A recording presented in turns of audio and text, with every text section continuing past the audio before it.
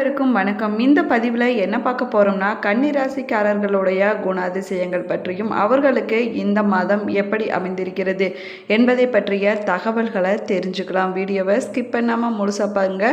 நம்ம சேனலுக்கு புதியவராக இருந்தீங்கன்னா இன்னும் நம்ம சேனலை சப்ஸ்கிரைப் பண்ணாமல் இருந்தீங்கன்னா சப்ஸ்கிரைப் பண்ணிக்கோங்க. கூடவே இருக்கிற பெல் ஐக்கானையும் கிளிக் பண்ணிக்கோங்க. வாங்க வீடியோக்குள்ளே போகலாம். நீங்கள் 12 ராசியில் எந்த ராசிக்காரர் என்பதை மறக்காமல் கமெண்ட் பாக்ஸில் கமெண்ட் பண்ணுங்கள். கன்னிராசிக்காரர்கள் என்றால் சளிப்பூட்டக்கூடியவர்கள் என்று தான் நினைத்து கொண்டிருப்போம். இவங்ககிட்ட மாட்டிக்கிட்டா தொணன்னு ஏதாவது பேசியே தீர்த்து விடுவாங்க என்ற பெயரை எடுத்து வைத்திருப்பாங்க.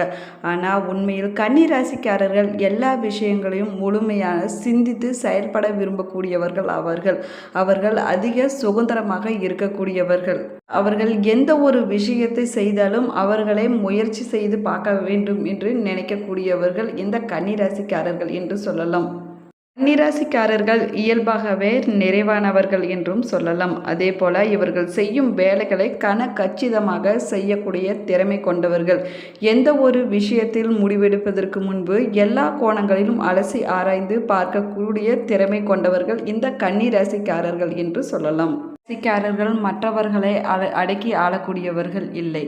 மற்றவர்களை விட சிறப்பாக செயல்பட வேண்டும் என்பதற்காக பிரச்சனைகள் அனைத்தையுமே சரி செய்துவிட வேண்டும் என்கிற எண்ணத்தையும் இயல்பாகவே கொண்டவர்கள் இந்த கன்னிராசிக்காரர்கள் என்றும் சொல்லலாம். இருந்தாலும் கன்னிராசிக்காரர்கள் விளையாட்டுத்தனமாக இருக்கக்கூடியவர்கள். அவர்கள் திட்டத்தை செயல்படுத்துவதற்கு முன்னால் அவர்களுடைய மூளை சின்ன விஷயங்களை கூட அலசி ஆராயும். எல்லாவற்றையும் நுணுக்கமாக ஆராய்பவர்களாக இருந்தாலும் கூட ஒரு செயலை திறன்பட செய்வதற்காக எல்லா வழிகளையும் அவர்களுக்கு தெரியும் என்றும் சொல்லலாம். அவர்கள் எந்த ஒரு செயலையும் செய்வதற்கு முன்பு திட்டமிட்டு செய்யக்கூடியவர்கள். திட்டமிடாமல் எந்த ஒரு விஷயத்தையும் செய்ய மாட்டார்கள்.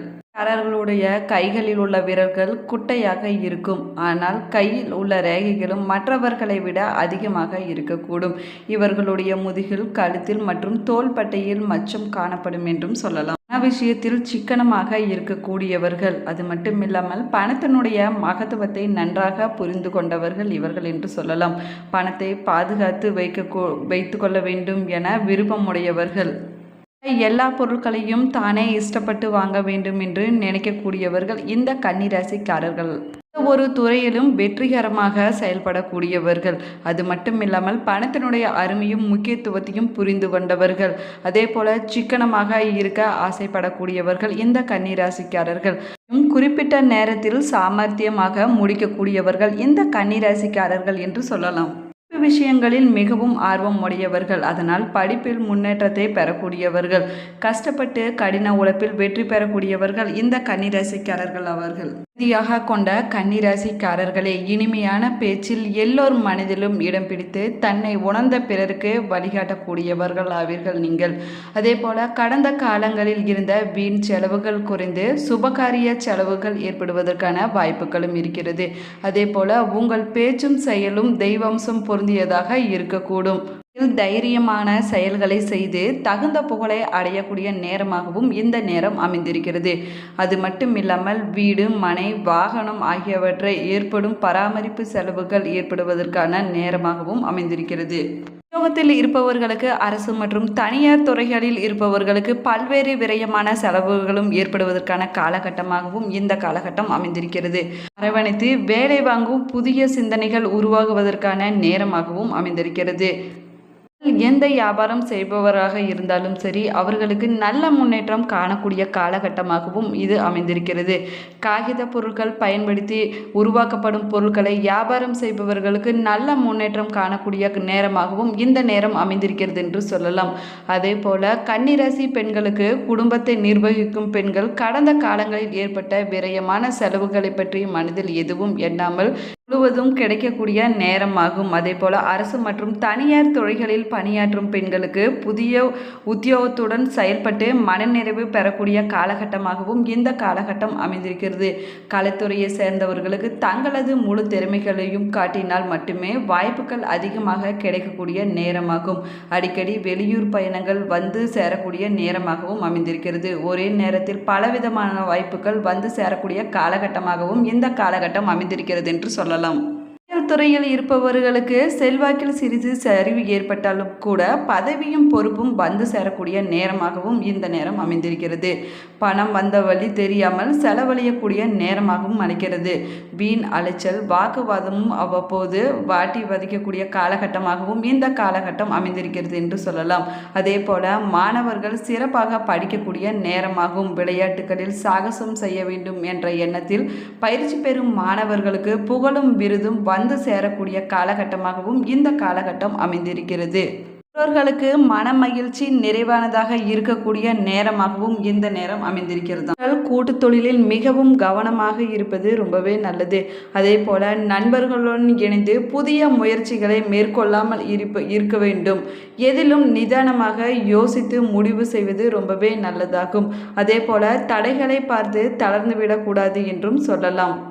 முயற்சியால் தடைகள் அனைத்தும் விலகக்கூடிய நேரமாகவும் இந்த நேரம் அமைந்திருக்கிறது. பயணங்கள் மூலம் நன்மைகள் நடைபெறக்கூடிய காலகட்டமாகவும் இந்த காலகட்டம் இருக்கிறது. இருப்பவர்களுக்கு இந்த மாதம் உத்தியோகத்தில் உயர்வு கிடைக்கக்கூடிய நேரமாகும். மனதில் இருந்த குழப்பங்கள் அனைத்தும் நீங்கி தைரியம் ஏற்படக்கூடிய காலகட்டமாகவும் அமைந்திருக்கிறது என்று சொல்லலாம். அதே போல போட்டிகளில் பங்கு பெற ஆர்வம் உண்டாகும். மனக்குழப்பம் நீங்கி தெளிவான முடிவுகளை எடுக்கக்கூடிய நேரமாகவும் இந்த நேரம் அமைந்திருக்கிறது. ஆனால் மற்றவர்களிடம் பழகும் பொழுது கவனமாக இருப்பது ரொம்பவே நல்லதாகும். அதே போல சமுதாயத்தில் கௌரவம் அந்தஸ்து அதிகரித்து காணக்கூடிய காலகட்டமாகவும் இந்த காலகட்டம் உங்களுக்கு அமைந்திருக்கிறது. இது வந்த சின்ன சின்ன பிரச்சனைகள் முடிந்து கணவன் மனைவிக்கிடையே ஒற்றுமை மேலோங்கக்கூடிய நேரமாகவும் அமைந்திருக்கிறது. அதே போல புத்திர பாக்கியம் கிடைக்கக்கூடிய நேரமாகவும் அமைந்திருக்கிறது என்று சொல்லலாம். தடைப்பட்டு வந்த திருமண தடைகள் அனைத்தும் விலகி திருமணம் கைகூடக்கூடிய நேரமாகவும் இது உங்களுக்கு அமைந்திருக்கிறது. பிரிந்து சென்ற பிள்ளைகள் வந்து சேருவார்கள். அதே போல இளைஞர்கள் தகுதிக்கேற்ப புதிய வேலைகள் கிடைக்கக்கூடிய காலகட்டமாகவும் இந்த காலகட்டம் அமைந்திருக்கிறது. நட்சத்திரக்காரர்களுக்கு இந்த மாதம் குடும்பத்தில் உற்சாகம் இருக்கக்கூடிய நேரமாகும். மற்றவர்கள் உங்களை அனுசரித்து செல்லக்கூடிய காலமாகவும் இது அமைந்திருக்கிறது. கணவன் மனைவிக்கிடையே மகிழ்ச்சியான நிலை காணப்படக்கூடிய நேரமாகவும் இருக்கிறது.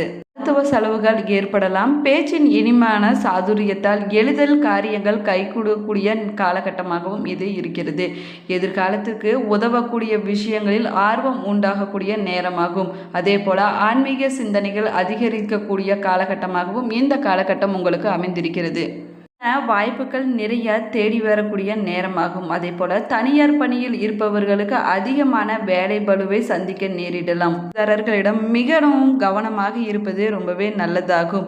அது மட்டும் இல்லாமல் புதிதாக தொழில் தொடங்க போட்ட திட்டங்கள் அனைத்தும் தள்ளி கொண்டே போய்கொண்டிருக்கக்கூடிய நேரமாகவும் இந்த நேரம் உங்களுக்கு அமைந்திருக்கிறது.